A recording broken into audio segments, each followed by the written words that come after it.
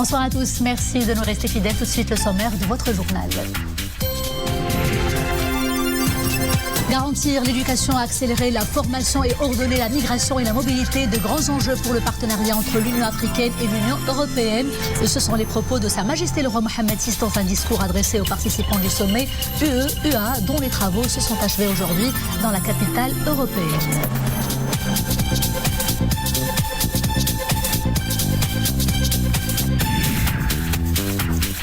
Sur haute instruction de Sa Majesté le roi Mohammed VI, le Maroc adoptera dans les meilleurs délais une nouvelle charte compétitive de l'investissement. Une charte qui puisse être en parfaite harmonie avec les objectifs et les ambitions surtout du nouveau modèle de développement. Un décryptage des points forts de cette nouvelle charte à suivre dans quelques minutes. Et nous vous parlerons également des moments forts du vernissage de l'exposition Carte Blanche à Mahi Bin Bin.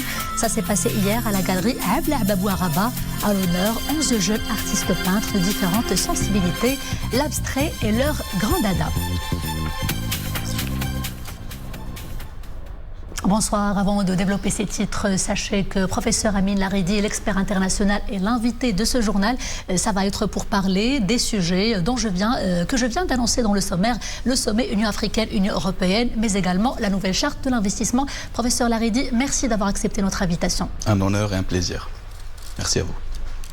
Je vous disais donc en titre, Sa Majesté le roi Mohammed VI s'adresse un discours aux participants au 6e sommet Union africaine, Union européenne, sommet de grande envergure dont les travaux se sont achevés aujourd'hui dans la capitale européenne. Après 2 jours d'intenses débats, la lecture du discours royal a été donnée par le ministre des Affaires étrangères, de la coopération africaine et des Marocains résidant à l'étranger, Nasser Boureta. Imen Ablou. C'est tout naturellement en s'inscrivant dans le sens de l'histoire et de l'exigence d'un destin partagé que le Maroc s'adresse simultanément à l'Afrique à laquelle il appartient et à l'Europe, partenaire voisine et immédiate. D'emblée, le discours royal égrène les priorités qui guident les actions lancées par Sa Majesté le roi. L'éducation, la culture, la formation professionnelle, la mobilité et la migration. Au Maroc, en Afrique et dans le cadre du partenariat avec l'Union européenne. Le souverain précise que c'est parce que c'est sur la jeunesse, et je cite, notre capital humain, que ces thématiques convergent et que c'est pour elle que le partenariat entre les 2 continents doit investir pour atteindre son plein potentiel. Ensuite, poursuit le discours royal, parce que ces secteurs majeurs ont été touchés de plein fouet par la pandémie, ce qui exige une action commune d'envergure. Dans le domaine de l'éducation, 94% des élèves du monde ont subi les fermetures des établissements au plus fort de la pandémie. Il nous appartient de sanctuariser la continuité de l'enseignement, souligne le souverain, en tenant compte du nouveau contexte de transformation digitale de l'éducation. Cette exigence générale est particulièrement vitale en Afrique, où 50% de la population ont moins de 20 ans. Le discours royal précise en effet que les écoles, les universités et les établissements de formation professionnelle ont besoin, au même titre que les économies, d'une relance robuste pour rattraper les quelques 1800 milliards d'heures d'apprentissage perdues. La pandémie n'a pas non plus épargné la culture, précise encore Sa Majesté le roi, en termes économiques d'abord, du point de vue de son accès ensuite. En ce domaine, le choc a été considérable. Il s'agit donc aujourd'hui de rétablir les coopérations culturelles afin de relancer le secteur, véritable levier de rapprochement en Afrique, en Europe et entre l'Afrique et l'Europe. Enfin, poursuit le discours royal, la pandémie a démontré qu'en termes de mobilité, les migrants ne portent pas atteinte à l'économie. Ils ont même un impact positif pour les pays d'accueil, où ils sont souvent des travailleurs essentiels, et pour leur pays d'origine. Il faut donc appréhender la question de la migration pour ce qu'elle est. Non pas seulement un défi, mais bien plutôt un condensé d'opportunités, affirme le souverain, qui ajoute, et je cite, « Nous l'affirmons avec d'autant plus de conviction qu'en notre qualité de leader de l'Union africaine sur la question de la migration, nous avons toujours souhaité dissiper les malentendus. » Telle est d'ailleurs la vocation de l'Observatoire africain des migrations dont nous avons impulsé la création, objectiver les données, rétablir les vérités, concilier les intérêts de l'Afrique et de l'Europe lorsqu'ils semblent contradictoires et substituer au tout sécuritaire le continuum mobilité-développement dans l'esprit humaniste du pacte de Marrakech. Fin de citation. Des objectifs porteurs d'avenir qui doivent primer dans l'approche du partenariat entre les 2 continents. Ni l'Afrique, ni l'Europe ne peuvent les atteindre en agissant de manière isolée. Notre responsabilité est commune, notre intérêt ne l'est pas moins, affirme le souverain dans ce message, et de conclure que la vraie richesse du partenariat entre l'Union africaine et l'Union européenne n'est pas de réunir 81 pays, c'est de les engager résolument vers la paix, la stabilité et la prospérité partagée, c'est-à-dire vers l'avenir de tous les citoyens africains et européens. À retenir également de ce 6e sommet Union européenne-Union africaine, la déclaration conjointe sur une vision commune visant à consolider un partenariat renouvelé, l'économie, la sécurité, la santé, la solidarité, la migration, la paix et le développement durable. Un échéancier est même fixé pour y parvenir, c'est à l'horizon 2030.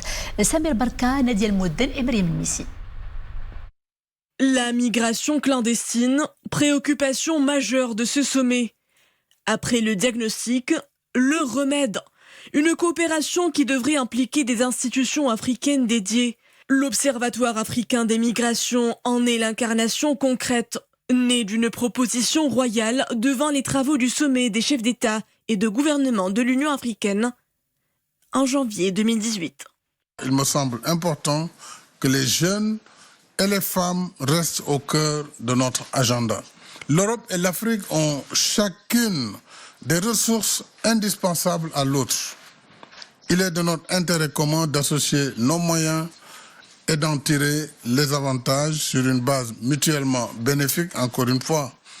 Ainsi, notre partenariat sera un véritable rendez-vous du donner et du recevoir. L'accès de l'Afrique à la vaccination, également au cœur des défis du continent. 11% seulement de la population africaine sont vaccinés, contre 70% espérés d'ici la fin de l'année. Nous avons pris l'engagement de livrer 450 millions de doses aux pays africains, qui s'ajouteront aux livraisons COVAX d'ici à l'été 2022. Nous avons aussi pris une initiative conjointe avec l'UNICEF, qui est un élément très structurant pour permettre cette vaccination. Des enjeux migratoires, sanitaires, mais aussi climatiques sont soulevés.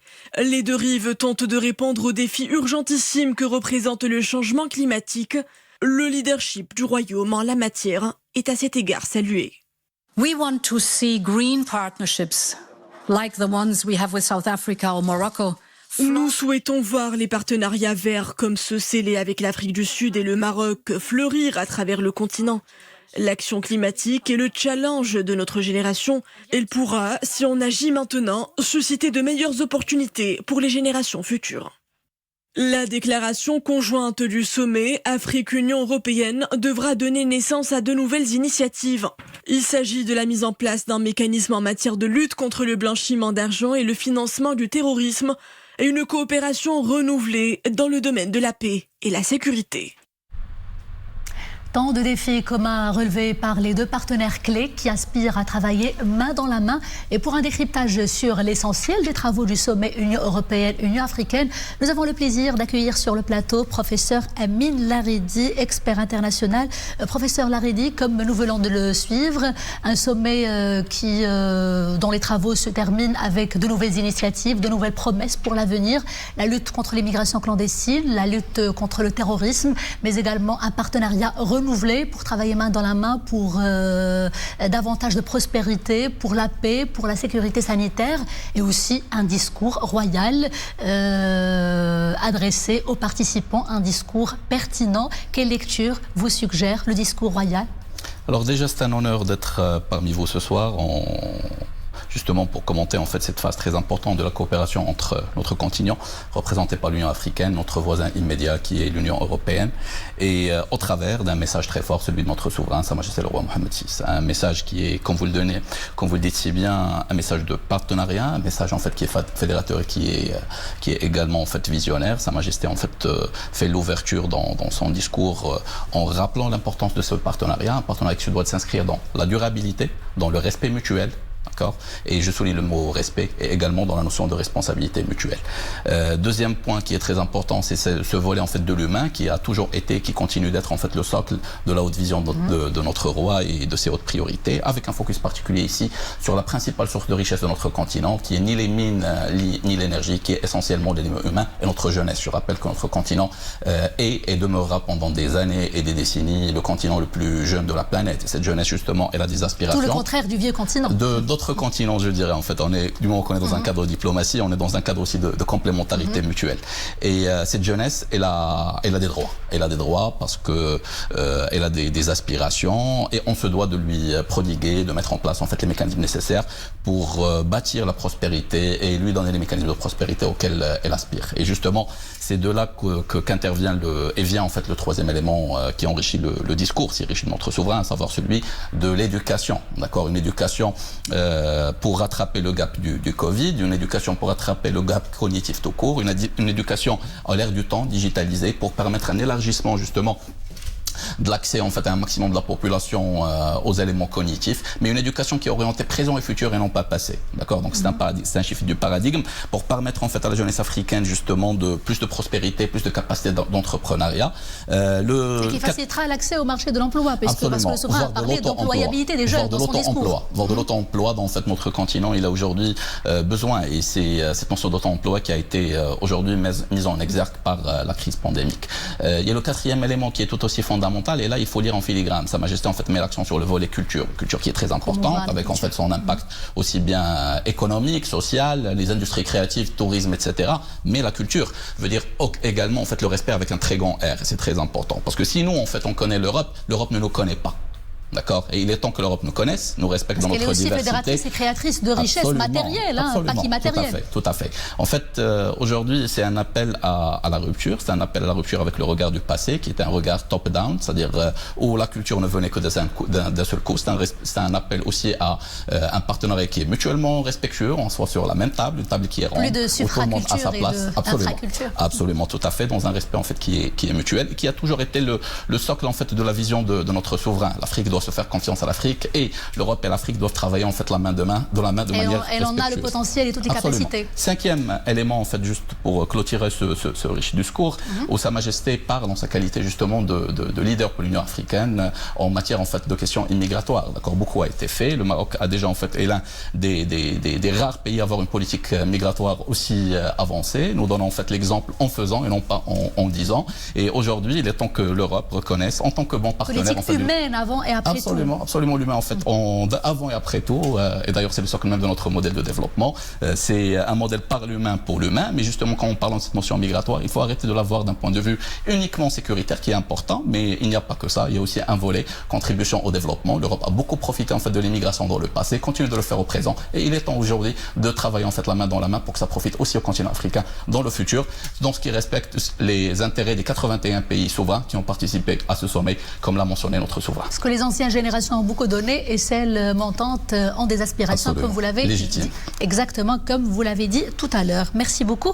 Professeur Laridi, je vous demande de rester avec nous le temps de regarder un sujet sur la charte de l'investissement, et vous allez nous émettre vos commentaires sur cela tout de suite. Avec grand plaisir, madame. Après donc plus d'une décennie d'attente et de va-et-vient dans les circuits législatifs, la nouvelle charte de l'investissement verra enfin le jour. Sa Majesté le roi Mohamed VI a ordonné au gouvernement son adoption dans les meilleurs délais. La refonte de la charte de l'investissement est un chantier très ambitieux, en parfaite harmonie avec les objectifs et les ambitions du nouveau modèle de développement. Voilà donc de quoi offrir une vision claire à nos investisseurs et à nos entreprises afin d'assurer pleinement le rôle qui leur échoit dans la promotion de l'économie nationale. Imen Ablou. Créer plus d'emplois, favoriser un développement équitable des territoires, prioriser les secteurs porteurs.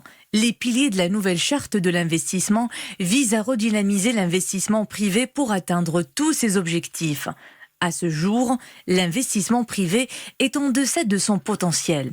En 2020, près de 60% des 310 milliards de dirhams d'investissement proviennent du secteur public.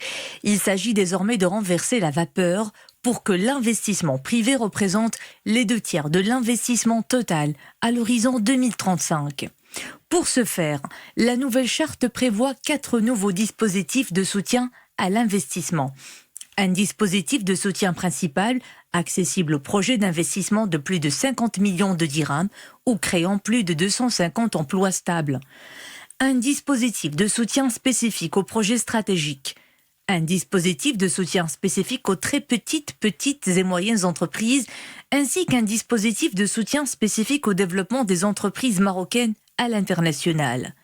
Le nouveau projet vise aussi à augmenter le volume de l'investissement privé tout en améliorant son impact socio-économique, avec à la clé la création d'emplois stables directs et la promotion d'un développement équitable des territoires pour déconcentrer l'investissement de l'axe El Jadida-Tanger qui attire à lui seul aujourd'hui 47% des investissements. Autre ambition affichée par le projet, la promotion des choix sectoriels porteurs avec des prévisions de croissance à l'international et des avantages comparatifs. Une nouvelle lancée qui devra permettre au Royaume de creuser un nouveau sillon dans sa stratégie en matière d'investissement. Au Maroc, le taux d'investissement est parmi les plus élevés au monde. Il est de plus de 30% du PIB en moyenne sur les dernières années, tandis que la moyenne mondiale est autour de 25%. Ce taux important a permis au pays de bâtir des infrastructures aux standards internationaux, comme le port Tangemed, la LGV, le réseau routier et autoroutier et les unités de production électrique à partir d'énergies renouvelables. Alors je reviens à vous, Monsieur Laredi, pour un éclairage sur la nouvelle charte de l'investissement. Alors juste pour mettre les choses dans leur contexte, la charte d'investissement en vigueur, c'est celle de 1995. Il a été question de la dépoussiérer un peu, de la revoir un peu en 2016. La loi de finances 2017 est allée dans ce sens, sauf qu'il y a eu beaucoup de blocages législatifs, exécutifs, politiques. Maintenant, le message de Sa Majesté le roi Mohammed VI est on ne peut plus clair. Il faut l'adopter dans les meilleurs délais, car il y a urgence. C'est cela, professeur Laredi. Absolument. Écoutez, madame, votre question étant bien argumentée et bien structurée, permettez-moi d'aller directement au but et directement à la source. Et la source, elle est claire, elle est limpide, comme c'est venu dans le communiqué officiel de la Maison du Protocole Royal. C'est une prolongation, cette charte est une prolongation, justement, des hautes orientations données par notre souverain lors d'un discours structurant qui était celui, justement, de l'ouverture de la 11e année législative, octobre 2021. D'accord. Et ce discours trace les urgences dont vous êtes en train de parler, les grands chantiers stratégiques et les grands défis, mais aussi les grandes opportunités à relever ensemble, la main dans la main. Parce que bâtir, c'est nous tous Marocains, 34 millions de Marocains. Alors, parmi ces urgences, il y a d'abord en fait asseoir le nouveau modèle de développement, un modèle par les Marocains, pour les Marocains, un modèle qui vise la prospérité pour tous, d'accord, la dignité pour tous, un modèle qui aspire en fait à un développement qui est inclusif de toutes les régions du Royaume du Maroc, des 12 régions du Royaume du Maroc, mais aussi de toutes les tranches sociales. Deuxième point qui est tout aussi fondamental, c'est le chantier royal, celui en fait de la couverture sociale élargie, un chantier qui est très ambitieux, un chantier en fait qui est pionnier par rapport à un pays avec la taille économique du Maroc, avec notre niveau de croissance dans la région, mais aussi par comparaison en fait sur d'autres continents. Donc un chantier qui est très important et qui nécessite également, tout comme le premier, des moyens important d'un point de vue financier, d'un point de vue économique, et donc une nouvelle manière de penser. Troisième chantier tout aussi important, tout aussi fondamental, là encore une fois en fait c'est venu dans le discours de 2021, troisième et le quatrième. Troisième, c'est asseoir en fait des réserves et mettre en place en fait des réserves stratégiques pour notamment par rapport à tout ce qui est denrées alimentaires, par rapport à tout ce qui est stock énergétique, mais également par rapport à tout ce qui est stock sanitaire pour pallier à toute éventualité du futur. Et le quatrième, et justement ça part ensemble, c'est la notion de souveraineté. On en parlait justement sur ce plateau il y a de cela peu de temps. Cette notion de souveraineté qui vise à transformer tout ce qui est dépendance étrangère en une souveraineté nationale, voire en un levier de création d'emplois, de richesses pour les Marocains et les Marocains et d'export, notamment dans cette notion nouvelle qui est celle du co-développement intégré dans notre environnement. Justement, la création d'emplois, vous le disiez, ça passe par l'investissement, aussi bien l'investissement au niveau interne, mais aussi au niveau externe. Et il faut le dire, il faut le rappeler, la charte de 1995, il n'était pas vraiment question d'encouragement d'investissement, c'était juste une question de rendre homogènes les codes fiscaux, mais il n'était pas vraiment question d'investissement. Donc il fallait passer à autre chose, il fallait revoir cette charte d'investissement, Monsieur Laredi. Ma question est la suivante. Comment comment se fera la rupture, si on peut le dire comme ça, entre l'ancienne charte et la nouvelle charte, et comment se fera ce changement, ce passage, ces transitions? Alors, il y a encore une fois dans votre question un élément en fait conducteur, un fil d'Ariane qui est très clair, et j'apprécie cela. Donc, vous êtes en train de faire le pont entre justement l'un des éléments du discours de 2021 et l'une des ambitions de cette charte. L'élément du discours qui me restait, c'est celui justement de la réforme de l'administration et des entreprises publiques pour permettre à l'État d'émerger en ce qu'on appelle un État sage, un État stratège, un État cluster de savoir, d'accord, qui s'occupe en fait qui est garant du temple et des intérêts du citoyen, mais qui s'occupe aussi de déléguer en fait par rapport au privé qui se doit de prendre l'initiative. Et c'est justement mon pont par rapport à la charte, parce que cette nouvelle charte, c'est de permettre d'ici 2035 automatiquement plus de 2/3 des investissements soient faits par le privé. Et donc c'est tout un nouvel état d'esprit partenarial. Il s'agira d'inverser la tendance, parce que jusqu'ici les 2/3 sont occupés par le public et un tiers seulement par le privé. Il s'agira d'inverser la tendance. Mais pour ce faire, encore une fois, on se doit d'avoir un État en fait qui émerge en état en fait une administration experte, une administration stratège, visionnaire et qui contrôle en fait en aval, et entre les deux c'est le privé qui prend le relais. Maintenant il y a un ensemble de primes qui ont été mis en fait en place, parce que l'objectif quelque part, comme je l'ai dit, quand les ambitions ils augmentent, et nos ambitions sont pour le citoyen marocain, d'accord, qui se doit aussi de contribuer à ce niveau de développement, on se doit d'avoir en fait une assiette de création de valeur et de richesse qui se doit d'augmenter, et elle ne peut augmenter que selon en fait un axe de X et un axe de Y, un axe qui est horizontal et un axe aussi qui est vertical. L'axe horizontal c'est l'axe d'abord en fait territorial, et c'est d'ailleurs en fait l'un des éléments premiers en fait de cette nouvelle charte, c'est des primes en fait territoriales. Pour donner un chiffre en fait, pour illustrer, j'aime illustrer avec des chiffres. Absolument. En fait, si on parle par rapport à tout ce qui est export, aujourd'hui en fait, et notre pays a fait le choix en fait d'une économie ouverte à l'international, un choix qui est très judicieux. 4 régions contribuent à plus de 75%, et parfois en fait dans quelques années à 80% des exports nationaux. Ça veut dire qu'on a un potentiel qui est énorme et important par rapport aux 8 autres régions pour elles aussi être dotées de leurs propres moyens de création de valeur en interne mais aussi à l'extérieur. Un deuxième point qui est tout aussi important, et là on parle en fait en plus du développement territorial, c'est le développement sectoriel. L'année dernière a connu en fait une hausse des exports par rapport à un ensemble de secteurs, miniers et chimiques, parce qu'il y avait en fait les engrais et les phosphates. Il y avait le volet aussi lié à tout ce qui est produits alimentaires en général, qu'ils soient agricoles, qu'ils soient en fait issus de la pêche ou agroalimentaire. Il y avait bien sûr en fait cette rebond en fait de l'industrie en fait automobile. Alors tout élargissement et consolidation de ces secteurs, bien sûr il y a l'aéronautique, le textile et d'autres, mais tout élargissement et création de nouveaux secteurs automatiquement devrait nous permettre plus de richesse. Et justement c'est la 3e et la 4e prime, à savoir tout ce qui est industrie pharmaceutique, mais aussi industrie stratégique de défense. Toutes les régions puissent en profiter. Très bien. Merci beaucoup. Nous n'avons pas beaucoup de temps. Nous ne pouvons pas nous permettre malheureusement l'exhaustivité de l'analyse. Professeur Hamid Laridi, merci beaucoup. Avec grand plaisir. Autre grand dossier à la une de l'actualité, autre grand chantier dont dépend l'économie nationale dans le contexte actuel, les mesures lancées par Sa Majesté le roi Mohammed VI pour l'implémentation de tout un programme visant à prêter main forte aux agriculteurs et aux éleveurs impactés par le retard des pluies. 10 milliards de dirhams pour ce programme exceptionnel. Pour les professionnels du secteur, l'initiative royale tombe à point nommé. Nous le verrons ce soir à Chichaoua. Chichaoua, zone déjà semi-aride et dont le sol s'est considérablement appauvri à cause du stress hydrique. L'image est désolante. Un troupeau chétif cherche à se nourrir sur un parcours aride. Aucun signe de pluie ne pointe à l'horizon. À Chichaoua, le moral des éleveurs est au plus bas. Seule l'annonce du soutien royal au monde rural leur donne une raison de se ressaisir.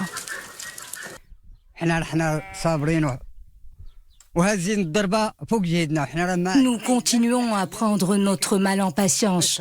Le stress hydrique nous a asséné un coup dur. Mais que faire? L'agriculture est notre seul gagne-pain. L'annonce de l'aide royale nous met du baume au cœur. Nous allons tenir bon avec ce qui reste de notre troupeau. L'initiative royale nous donne de l'élan. L'orge subventionnée que nous allons recevoir nous sera d'une grande utilité.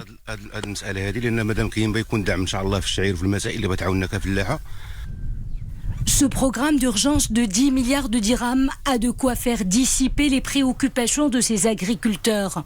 Ces derniers continuent de scruter le ciel. L'espoir est aujourd'hui permis.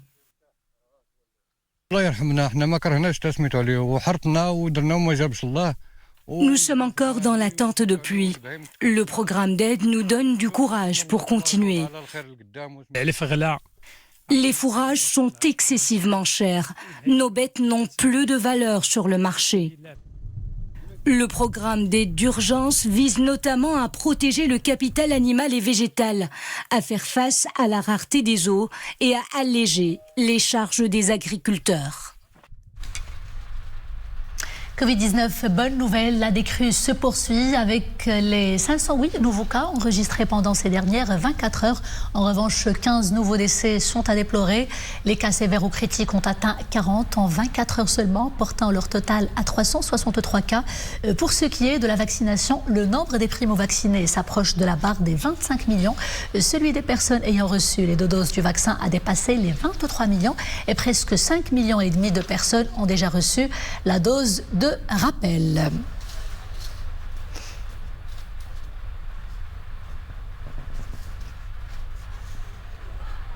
Dossier sécurité routière, cette fois-ci, la sécurité routière dont la journée nationale est célébrée aujourd'hui, 18 février, dans les établissements scolaires, sous le thème « Pour la vie ». Focus sur cette action de sensibilisation qui a pris ses quartiers dans une école primaire de Salé, El Jadida. L'idée est d'inculquer les bonnes valeurs aux générations montantes. La sécurité routière, c'est un coût d'1,7% du PIB national et plus de 3000 personnes tuées chaque année, malheureusement. Pour le commentaire. Ils n'ont pas encore l'âge de tenir le volant, mais sont déjà initiés à la signalétique routière. Munis de casques, ces élèves parcourent à vélo un circuit pédagogique. Cette activité s'attache à les sensibiliser au rôle de l'agent de circulation. Nous avons participé à beaucoup d'activités. Le rôle du policier dans la préservation de la sécurité routière est très important. Nous devons respecter les lois et le code de la route. Par exemple, les limitations de vitesse, les feux de signalisation et respecter les passages piétons. La vie, thème de cette journée nationale. Les écoles ont fait voyager leurs élèves à travers différentes thématiques.